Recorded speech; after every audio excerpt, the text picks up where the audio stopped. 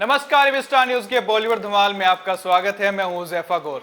बॉलीवुड के दिग्गज अभिनेता ऋषि कपूर आज हमारे बीच होते तो आज आप अपना 69वां जन्मदिन मनाते। कपूर खानदान के लाडले बेटे ऋषि कपूर का जन्म 4 सितंबर 1952 को मुंबई में हुआ था। ऋषि कपूर को प्यार से चिंटू बुलाया करते थे। हालांकि ऋषि कपूर को कोई निकनेम पसंद नहीं था। उन्होंने एक ट्वीट करके कहा था कि पेरेंट्स को अपने बच्चों के निकनेम नहीं रखने चाहिए। इसके अलावा उन्होंने एक बार कहा था कि उनकी फिल्मों के कई गाने उन्हें पसंद नहीं होते थे। ऐसा ही उनकी सुपरहिट फिल्म रही कर्ज के एक सॉन्ग ओम शांति ओम के साथ हुआ।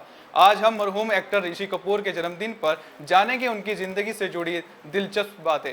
ऋषि कपूर ने अपनी फिल्म करियर की शुरुआत 18 साल की उम्र में बतौर चाइल्ड आर्टिस्ट की थी। उन्होंने अपने पिता राज कपूर की फिल्म मेरा नाम जोकर में बाल कलाकार का किरदार निभाया था। लेकिन आपको ये भी बता दें कि ऋषि कपूर महज 3 साल की उम्र में पहली बार स्क्रीन पर नजर आए थे। वे साल 1955 में रिलीज हुई श्री 420 फिल्म के गाने के प्यार हुआ इकरार हुआ में कुछ देर के लिए दिखे थे। फिल्म में राज कपूर और नरगिस लीड रोल में थे। साल 1973 में बतौर लीड एक्टर ऋषि कपूर ने फिल्म बॉबी से अपनी करियर की शुरुआत कर दी थी। इस फिल्म में डिम्पल कपाड़िया उनके अपोजिट थी। 1974 में ऋषि कपूर ने नीतू सिंह के साथ फिल्म जहरीला इंसान की सेट पर ऋषि नीतू को काफी छेड़ा करते थे, जिससे नीतू सिंह इरिटेट हो जाती थी। लेकिन दोनों के बीच की ये नोकझोंक धीरे धीरे प्यार में बदल गई और दोनों में प्यार हो गया। ऋषि कपूर ने साल 1980 में नीतू कपूर से शादी की थी। शादी के दिन ऋषि और नीतू दोनों बेहोश हो गए थे। नीतू ने एक इंटरव्यू में बताया था कि शादी में बहुत ज्यादा लोग आए थे। भीड़ से घिरे होने की वजह से ऋषि कपूर घोड़ी चढ़ने से पहले बेहोश हो गए थे, जबकि वे भारी लहंगा संभालते वक्त बेहोश हो गई थी।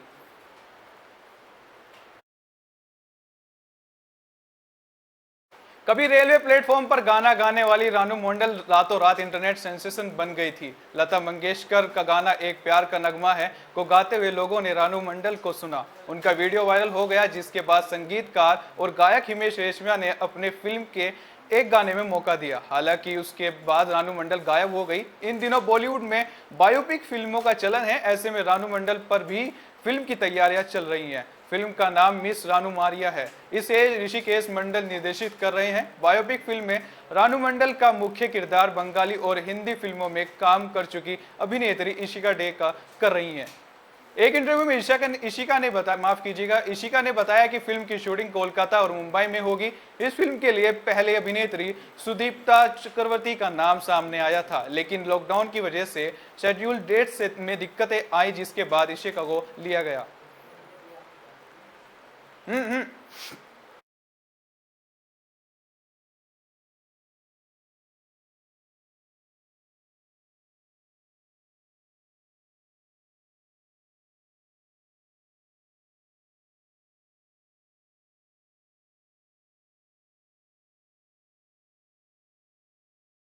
कंगना रनौत की फिल्म थलाइवी जल्दी रिलीज होने वाली है। शनिवार की सुबह वे चेन्नई के मरीना बीच स्थित पूर्व मुख्यमंत्री जयललिता के स्मारक पहुंची और उन्हें श्रद्धांजलि अर्पित की। कंगना रनौत की यह फिल्म जयललिता की जिंदगी पर आधारित है।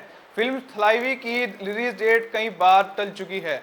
हाल ही में कंगना रनौत ने सोशल मीडिया पर इस बात की जानकारी दी कि फिल्म अब 10 सितंबर 2021 को सिनेमाघरों में रिलीज होगी। मेकर्स ने फैसला किया है कि सिनेमाघरों में रिलीज होने के 2 हफ्ते बाद ये OTT प्लेटफॉर्म पर आएगी। कंगना रनौत के अपकमिंग प्रोजेक्ट्स की बात करें तो अभिनेत्री के खाते में थलाइवी के साथ ही तेजस धागड़, मणिकर्णिका रिटर्न भी है और इंदिरा गांधी पर आधारित फिल्म भी शुमार है।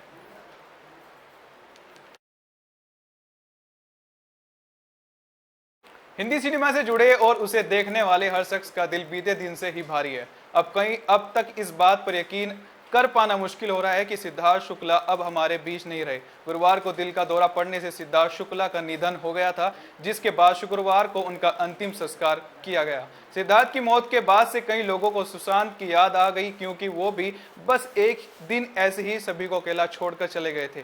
कई सोशल मीडिया यूजर्स और फैंस की तरह ही एकता कपूर को भी सिद्धार्थ के निधन की बात सुशांत सिंह राजपूत की याद आई। एकता ने अपने पोस्ट में सुशांत का नाम तो नहीं लिखा, लेकिन इस बात का इशारा जरूर किया।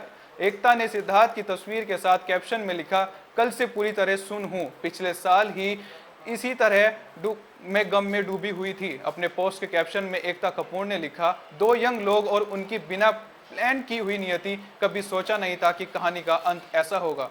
परिवार, करीबियों और फैंस को साहस मिले। हमारे शो को जितना प्यार मिला उसे देखकर मैं कह सकती हूँ कि फैंस उसे वाकई ही बहुत प्यार करते थे। Rest and peace Siddharth. याद दिला दे कि जिस तरह से सिद्धार्थ शुक्ला के गुजर जाने की खबरें 2 सितंबर को सुबह आना शुरू हो गई थी, कुछ वैसे ही 14 जून 2020 को सुशांत सिंह राजपूत के निधन की खबर सामने आई थी। हालांकि सुशांत के परिजनों का कहना है कि सुशांत ने आत्महत्या नहीं की थी और केस की जांच चल रही है। सिद्धार्थ शुक्ला के अंतिम संस्कार होने के बाद उनकी करीबी दोस्त एक्ट्रेस गौहर खान ने उन लोगों पर अपना गुस्सा जाहिर किया है जो एक्टर के परिवार वालों से मिलने के बाद इंटरव्यू दे रहे हैं। बता दें कि गौहर खान भी सिद्धार्थ शुक्ला के निधन के बाद उनके परिवार वालों से मिलने उनके घर गई थी। गौहर खान ट्विटर पर लोगों को फटकार लगाते हुए एक पोस्ट शेयर किया है जो वायरल हो रहा है। गौहर खान ने ट्विटर पर लिखा, कभी कोई भी व्यक्ति जो किसी पीड़ित परिवार से मिला हो उसे वहां की डिटेल्स नहीं देनी चाहिए। लोगों को परिवार के सदस्यों के बारे में इंटरव्यू देते हुए यह दुख देने वाली बात है। Please stop this. यदि आप अपना सम्मान देने गए हैं तो बाहर आकर खबरी ना बने। इस पोस्ट को शेयर करने से पहले गौहर खान ने इंस्टाग्राम स्टोरीज पर भी सिद्धार्थ शुक्ला की मौत की कवरेज के लिए मीडिया की खिंचाई की थी।